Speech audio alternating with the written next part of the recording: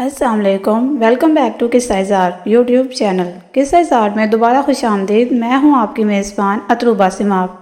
मैं आज आपके लिए लाई हूं दुआ जाफरी का तहरीर करदा नावल पहली मोहब्बत, एपिसोड नंबर 3। एपिसोड को शुरू करने से पहले हमारे चैनल को सब्सक्राइब, वीडियो को लाइक और बेल आइकन बटन दबाना मत भूलना ताकि आपको हमारी मज़ेदार कहानियाँ नॉन स्टॉप मिलती रहें। चलिए अब चलते हैं नावल की तरफ।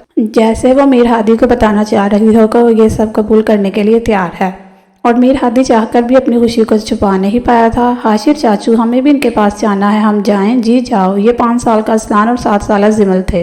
वो फ़ौरन भागकर अनाया के पास आते हैं। हेलो प्रिंसेस, कैसी हो? देख लो, हमने तुम्हें ढूंढ ही लिया। असलान किस बात पर? सब हैरत से उसको देखते हैं। क्या आप हमारी परी हो? हाँ तो और क्या, हमने कहा था ना कि आप हमारी परी हो। आपको कोई नहीं देंगे, ढूंढ लेंगे हम। तो लो, ढूंढ लिया। अब की बार सिमर बोली थी। ओह माय लव, आप यहाँ? अनाया फ़ौरन से इन दोनों को गले से लगाती है और असलान फ़ौरन अनाया की गोद में चढ़ जाता है। प्रिंसेस, अब अपने लव को दोबारा तो नहीं ना छोड़ कर जाओगी? अरे नहीं नहीं माय लव, तुम जैसे हैंडसम को कौन छोड़ सकता है? अनाया का ये रूप सबके लिए बिल्कुल नया था, लेकिन उनकी बातें ज़्यादा हैरानकुन थी।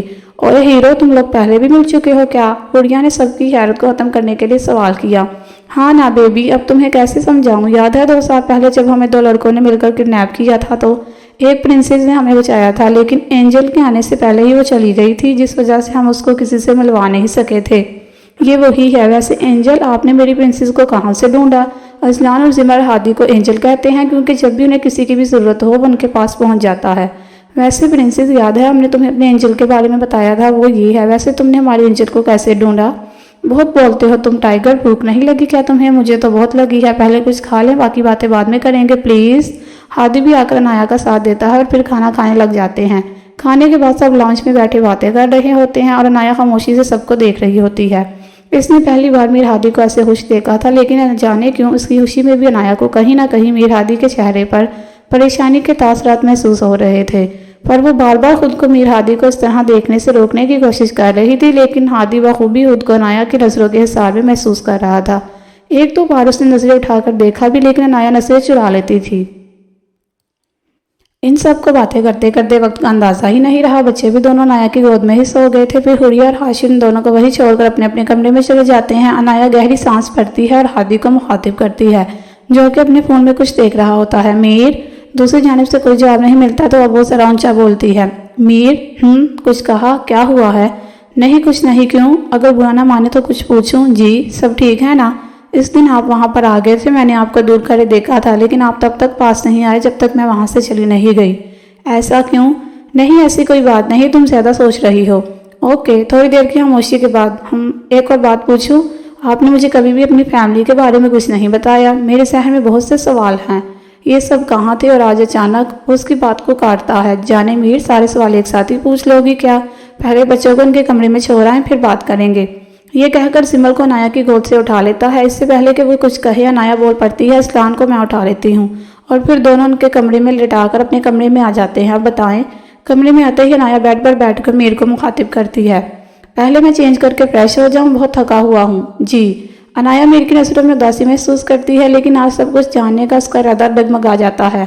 मीर चेंज करने चला जाता है और अनाया खुद से बातें करती हैं। ये इतना उदास क्यों हो गया है? कहीं मैंने कुछ गलत तो नहीं किया पूछकर? अच्छा, आते हैं तो देखती हूँ, अगर उन्होंने खुद बता दिया तो ठीक है, वरना मैं दोबारा नहीं पूछूंगी।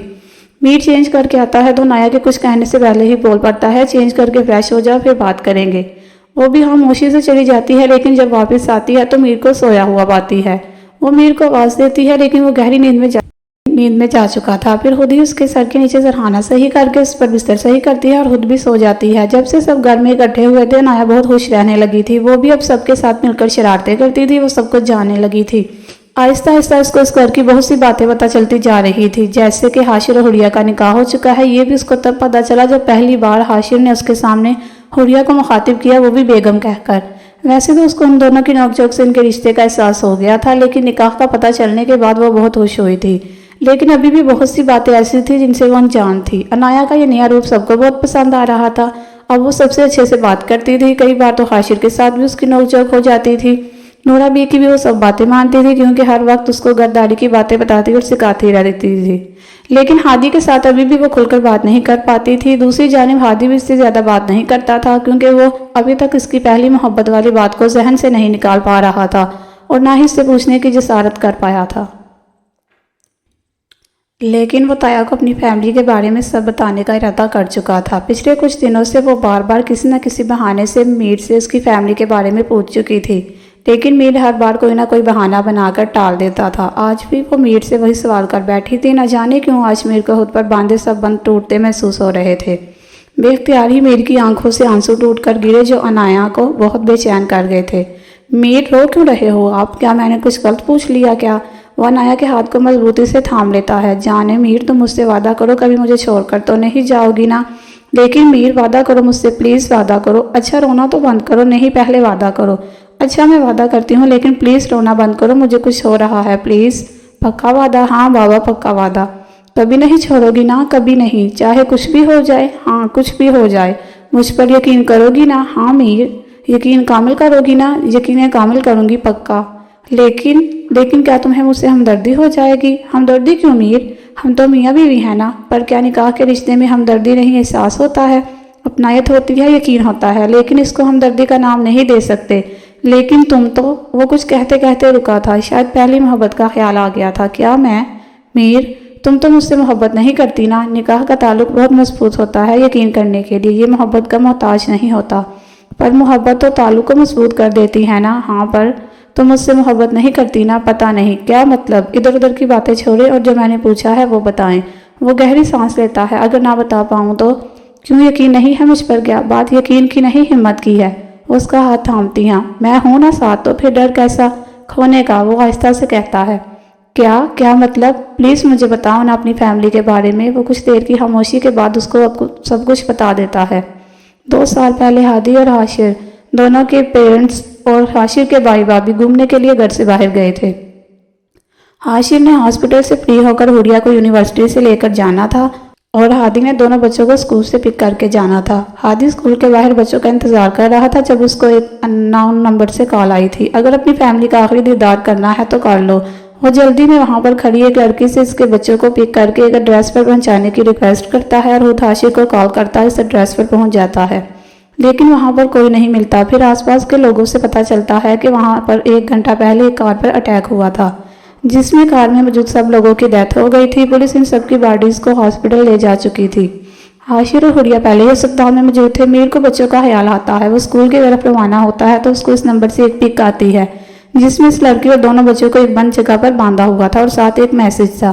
तुम जो कर सकते हो कर लो, लेकिन तुम्हारी पूरी फैमिली की डेथ मेरे हाथों ही लिखी है। बाकी सब तो अपनी मंजिल पर पहुंच गए हैं, अब बस ये बच्चे ही बचे हैं, अब उनकी बारी है। मीर पागलों की तरह सड़कों पर इस जगह की तलाश में भटक रहा था। इसको कुछ समझ नहीं आ रहा था कि वो क्या करे। तकरीबन आधे घंटे बाद उसको एक दूसरे अननोन नंबर से कॉल आती है। वो उठाता है। जिमल बात करती है। एंजल, हम स्कूल की बैक साइड वाली बिल्डिंग में हैं, हमें आके ले जाओ। जब वो वहां पहुंचता है तो बच्चे उसको बताते हैं कि एक प्रिंसेस ने हमारी जान बचाई थी। वो भी इनके साथ इस जगह पर कैद की गई थी, लेकिन उसने हमें बचा लिया। वो कब से आपका इंतजार कर रही थी कि आपसे मिलकर जाए, लेकिन उसको बहुत चोट लगी थी और उसने कहीं जाना था तो वो चली गई। और जैसे ही वो निकली मीर वहां पहुंच गया था। हाशिर और हुरिया के बारे में वो लोग नहीं जानते थे, क्योंकि वो दोनों शुरू से हॉस्टल्स में रहते थे और घर सिर्फ छुट्टियों में जाया करते थे, वो भी बहुत कम, इसलिए इनकी जान को कोई खतरा ना था। हाशिर और हादी दोनों के बाबा पुलिस में थे और हाशिर का बड़ा भाई स्पेशल फोर्सेस में था। इन तीनों ने मिलकर एक बहुत बड़े स्मगलर को फांसी दिलवाई थी। इसके बाद से इनको थ्रेटनिंग कॉल्स और मैसेजेस आने लग गए थे, इसलिए वो बहुत मोहतात रहने लगे थे। लेकिन इस वाक़े से 2 हफ्ते पहले वो सब बंद हो गया था। लेकिन इनको क्या पता था कि वो तूफान से पहले की खामोशी थी। ये सब भी मीर को पुलिस से पता चला था जब वो उनकी बॉडीज को लेने गया था। इसके बाद ना तो मीर में कुछ कहने की हिम्मत थी और ना ही अनाया में कुछ सुनने की। हालांकि बहुत से सवाल थे जो अनाया पूछना चाहती थी, लेकिन इस वक्त मीर की हालत उसको इजाज़त नहीं देती और वो दोनों खामोश रहते हैं। अनाया ने आज पहली बार मीर को अपना सहारा दिया था। मीर काफ़ी देर तक इसके कंधे पर सर रखे रोता रहा। मीर, बहुत देर हो गई है, प्लीज़ सब बस करो। अनाया ज़बरदस्ती मीर का सर अपने कंधे से उठाती है और उसके चेहरे को साफ करती है। मीर, अब सो जा, बहुत रात हो गई है, थक गए होगे। तुम्हें पता है जाने मीर, मामा भी मुझे ऐसे ही मीर कह के बुलाती थी जैसे तुम बुलाती हो। मामा के बाद कोई मुझे मीर नहीं कहता था, लेकिन फिर मैं आ गई। थोड़ी देर दोनों तरफ खामोशी रही, जिसको मीर की आवाज़ ने तोड़ा। जाने मीर, तुम्हें पता है जब भी मैं कभी उदास हो जाए या थक जाता था ना, तो मामा मेरा सर अपनी गोद में रख लेती थी और मेरे बालों में उंगलियां फेरती थी और फिर मुझे लगता था कि सब थकन, सब परेशानियां दूर हो गई हैं। मैं थक गया हूँ जाने, मीर मुझसे बर्दाश्त नहीं होता ये सब। वो उसका सर अपनी गोद में रखकर उंगलियों से बालों को सहलाती है। वो उसकी कमर के गिर्द बाजों का हार बांध लेता है। मैं बहुत थक गया हूँ, अब मुझसे ये सब बर्दाश्त नहीं होता।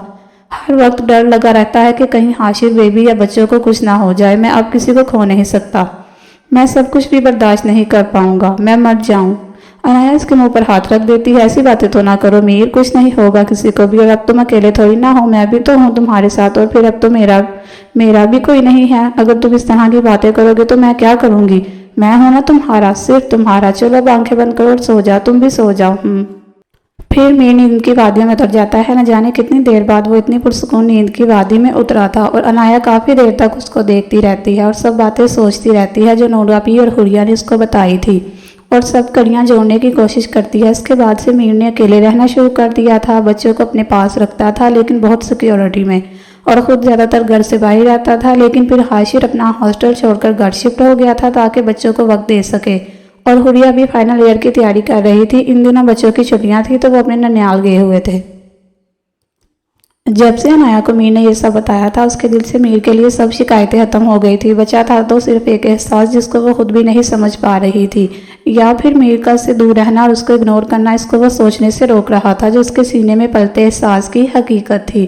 अनाया और हुरिया की बहुत कम अरसे में बहुत ही अच्छी दोस्ती हो गई थी। वह दोनों अब हर बात एक दूसरे को बताती थी और हादी को भी बहुत तंग करती थी। कभी ऑफिस से वापसी पर चीज़ों की एक लंबी लिस्ट सेंड कर देती, लेकर आए, तो कभी शॉपिंग पर जाने की जिद। अनाया खुद तो मीर के कम बात करने की वजह से इसको ये सब नहीं कहती थी, लेकिन हुरिया हर बात मनवाने के लिए अनाया का नाम ही लेती थी। हालांकि हादी सब जानता था लेकिन वो कभी मना नहीं करता था, क्योंकि वो जानता था कि इस सब से अनाया की भी खुशी वाबस्ता है। मामूल के मुताबिक आज भी अनाया और हुरिया सबको स्कूल और ऑफिस भेजने के बाद लाउंज में बैठी चाय पीती हुई बातें कर रही थी। जब हुरिया अनाया से इसके बारे में पूछती है, वैसे तो अनाया हुरिया को सब कुछ बता चुकी थी, लेकिन आज वो हादी के कहने पर इससे इसकी मोहब्बत के बारे में जानना चाहती थी। वैसे तो ये काम उसको हादी ने कुछ दिन पहले कहा था और वो मना भी कर चुकी थी, क्योंकि वो उसकी पर्सनल लाइफ में इंटरफेयर नहीं करना चाहती थी। लेकिन न जाने क्यों आज इसने ये सवाल करने का इरादा कर लिया था। आनी जान, एक बात पूछूं? हम रिया जानी, क्या हुआ? पूछो, तुम्हें कभी किसी से प्यार हुआ? मेरा मतलब है शादी से पहले वाला प्यार। हुरिया की ये बात सुनकर मीर हादी, जो अपनी कोई फाइल लेने घर आया था, वही दरवाजे में खामोशी से खड़े होकर उनकी बात सुनने लगा। न जाने क्यों उसके दिल ने स्पीड पकड़ी थी। एक टर्न ने इसको आन घेरा था। क्या हुआ नीजान, मेरी बात का बुरा लगा क्या? अगर नहीं बताना चाह रही तो कोई बात नहीं। अरे नहीं, इसमें छुपाने वाली कोई बात ही नहीं है। अच्छा तो फिर बताओ। मेरे नज़दीक मोहब्बत एक बहुत पाकीज़ा एहसास है जिसको मजाज में रस्वा नहीं करना चाहिए। मोहब्बत का मज़ा तो तब है ना जब जायज़ और हलाल हो। इसलिए मैंने शादी से पहले सिर्फ एक ही बार मोहब्बत की थी। मेरी पहली मोहब्बत, जानती हो मुझे पहली मोहब्बत कब हुई? कुछ पता ही नहीं चला। बस जब से होश संभाला तब से है मोहब्बत, और शायद आखिरी सांस तक इसकी जुनूनियत कम नहीं होगी कभी। दरवाजे पर खड़े वजूद को लग रहा था कि जैसे इसके सर पर आसमान गिरा हो। तभी हुरिया ने मायूसी से अगला सवाल किया, कौन है वो? अगर वो तुम्हें दोबारा मिल गया तो क्या तुम हम सबको छोड़ दोगी, भाई को भी? अरे पागल, ये कैसी बातें कर रही हो? भला पहली मोहब्बत की खातिर कोई अपने शोहर को छोड़ता है क्या? बल्कि दुनिया का असूल है कि शोहर की खातिर बेटियों को अपनी पहली मोहब्बत कुर्बान करना पड़ती है। मतलब? हुरिया ने ना समझी से पूछा था। मेरी पहली मोहब्बत मेरे पेरेंट्स हैं, और मुझे लगता है कि हर बेटी की पहली मोहब्बत इसके पेरेंट्स ही होते हैं, और इनसे ज़्यादा कोई प्यार नहीं कर सकता। आनी जान, तुमने तो मुझे डरा ही दिया था। चलो चाय ख़त्म करो, ठंडी हो रही है, और रोना बंद करो।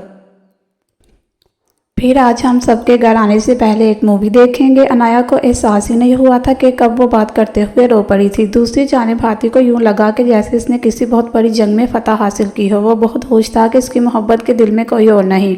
अब वो आसानी उसको अपनी मोहब्बत का एहसास दिला सकता था जिसको इसी खौफ की खातिर उसने अपने अंदर दबा रखा था।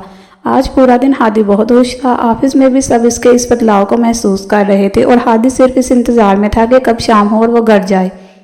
लेकिन एन वक्त पर एक अर्जेंट मीटिंग आ गई थी जो मीर मिस नहीं कर सकता था, और मसरूफियत के सबब उसको वक्त का अंदाज़ा ही नहीं रहा था।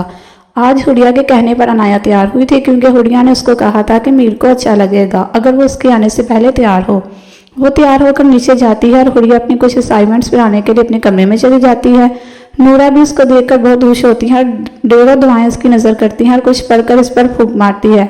अरे ये क्या नूरा भी, कोई जादू टोना तो नहीं कर रही? नहीं बेटी, मैं तो वो घबरा जाती है। अनाया को यूँ देखकर कहकर लगाकर सोचने लगती है, हाय नूरा बीबी, इतनी जल्दी डर गई।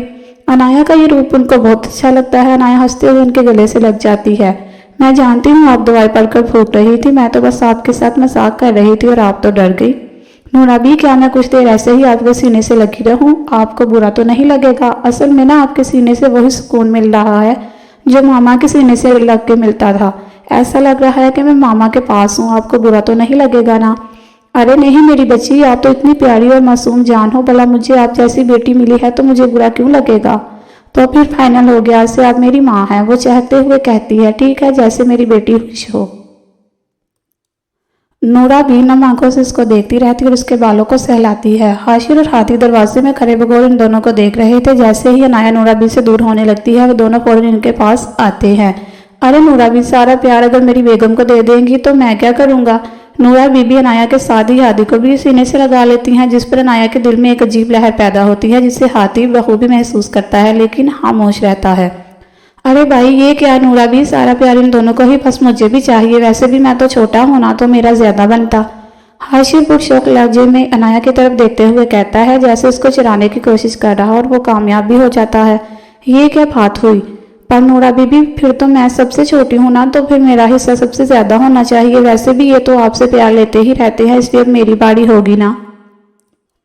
वो जैसे अभी रो पड़ेगी। और छिपकली, रोने वाली क्यों हो गई हो? ले लेना तुम भी प्यार, मगर छोटी वाली बात तो रहने ही दो, क्योंकि हादी मुझसे बड़ा है और उस तरह तो तुम मेरी भाभी हुई ना।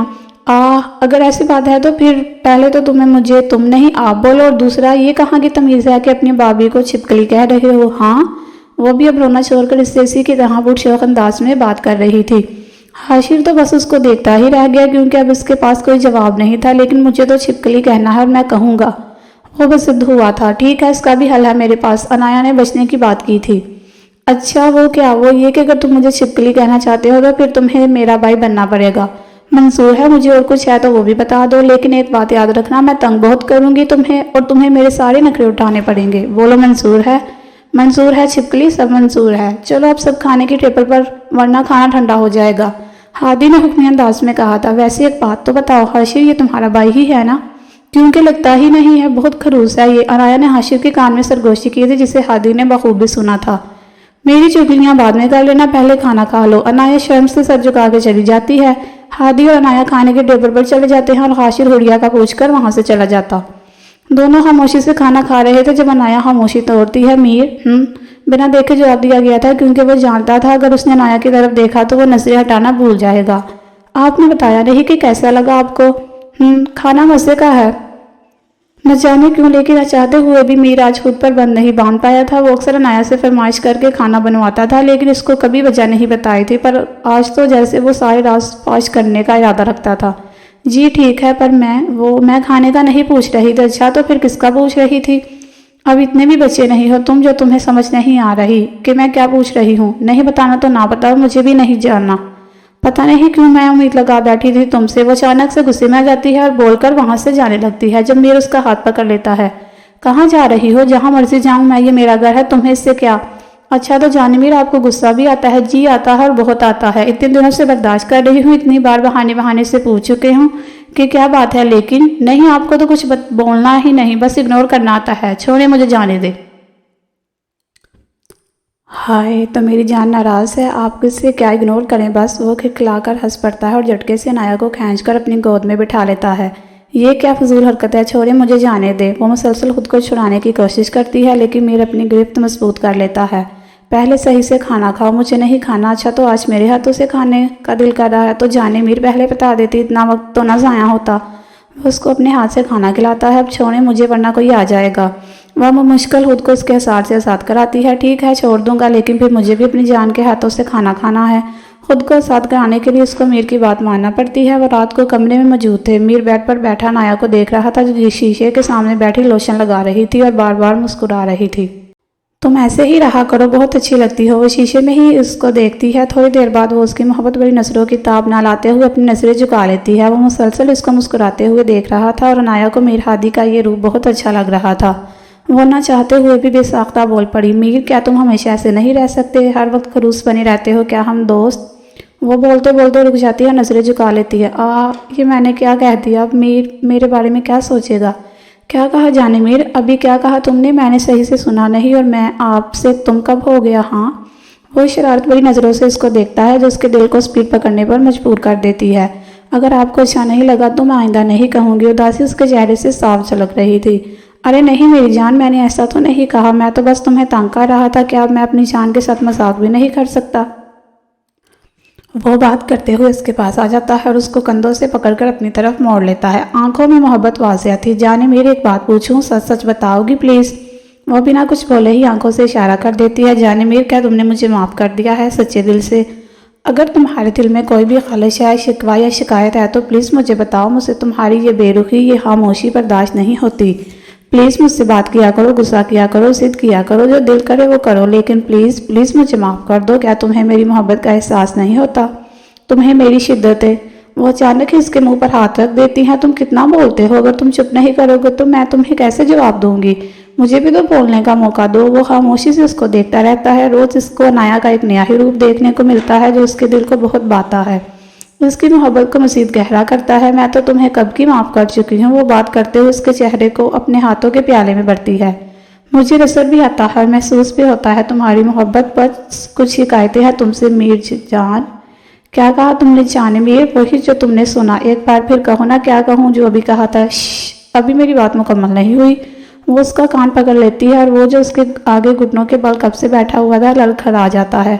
क्या कह रहे थे तुम? मैं इग्नोर करती हूँ मेरी बेरुखी? हाँ, मैंने कितनी बार तुमसे बात करने की कोशिश की थी, लेकिन हर बार तुम मुझे किसी न किसी बहाने से टाल देते थे। मैंने इतनी बार पूछने की कोशिश की कि कोई बात है, कुछ हुआ है, लेकिन नहीं, जनाब को तो हर बात अपने दिल में रखना ही पसंद है ना। कभी तो यकीन करो मुझ पर। कोई बात है जो तंग कर रही है या कुछ भी हो तो मुझसे सीधा सामने से पूछ सकते हो, लेकिन नहीं अकेले ही लुचते रहना पर किसी को बताना नहीं। क्या फ़ायदा मेरे बीवी होने का अगर मैं अपने शोहर की परेशानी को ही दूर ना कर सकूं? हाँ। ओह, तो तुम्हें याद है कि तुम मेरी बीवी हो, लेकिन मैं पूछता कैसे? क्या मतलब कैसे पूछता? अभी भी तो तुम इतनी बातें कर रहे हो ना। अभी भी तो इतनी बातें कर रहे हो ना, ऐसे ही पूछ लो। लेकिन वो बात ही ऐसी थी कि मेरी कुछ समझ में ही नहीं आ रहा था कि क्या करूं। मैं डर जाता था कि अगर वो सब वैसा हुआ जिसका मैं गुमान भी नहीं कर सकता तो। ऐसी क्या बात थी बताओ मुझे? नहीं, अब उसकी कोई ज़रूरत नहीं, वो ये कहकर खड़ा होता है। देखा, यकीन अभी भी नहीं है मुझ पर। जाओ यहाँ से, मुझे भी कोई बात नहीं करनी। वो भी खड़ी हो जाती है और बेड की तरफ मुड़ती है। जी तो फ्रेंड, कैसी लगी आज की एपिसोड? कमेंट सेक्शन में ज़रूर बताइएगा। फिर हाजिर होंगे नावल की नेक्स्ट एपिसोड के साथ। तब तक के लिए इजाज़त। अपना ख्याल रखिएगा। अल्लाह हाफिज़।